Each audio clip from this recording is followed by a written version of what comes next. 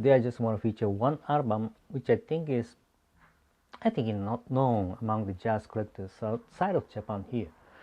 The album is this. Yes. Yeah, this is the Art Blakey.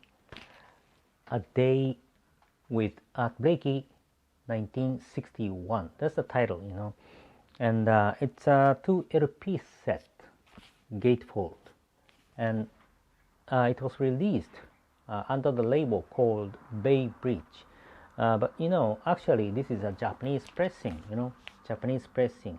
As you can see, this will be Japanese pressing, and also the original first pressing of this album, Art Blakey and the Jazz Messengers, A Day with Art Blakey, 1961.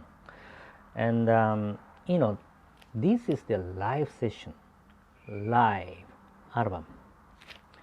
And to us Japanese, jazz collectors in Japan, this album is a kind of historical, legendary album and a session present here, because this is the first time Blakey and the Jazz Messengers came to Japan. Yes, for the first time, I said, first time, in 1961. And yeah, of course, that's the time that I was not born. I was born in 1967, so more than 6 years ago, before I was born, a long time ago. But I was told, and I just read some articles at that time, that it was a kind of a historical moment that the Art Blakey and the Jazz Messengers came to Japan at that time. And the members, of course including Art Blakey, were just amazed at the euphoria and also the excitement that they felt when they came to Japan, because Japan at that time, jazz was very, very popular. Becoming very, very popular. So many fans, just rushed and came to the airport to greet them. So that was kind of an exciting moment, for them and for us Japanese too. So this album is very, very historical, and the I don't know why, but most of the jazz collectors outside of Japan don't know the presence of this album.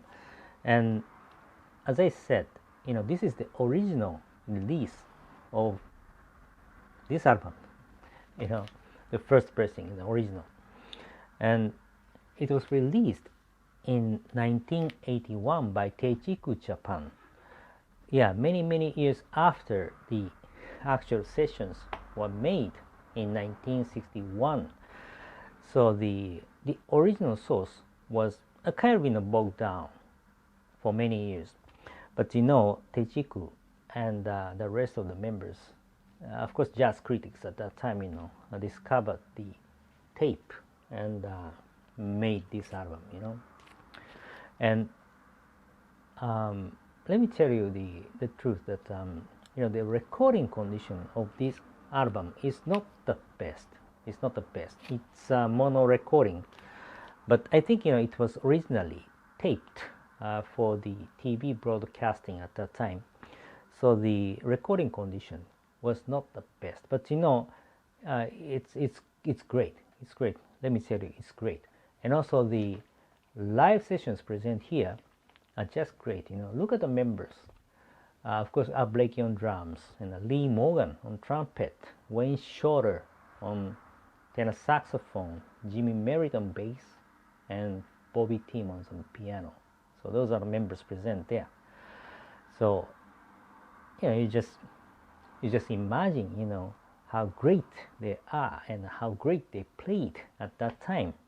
Yes, the sessions are just perfect, and there are many great titles in the tracks present here.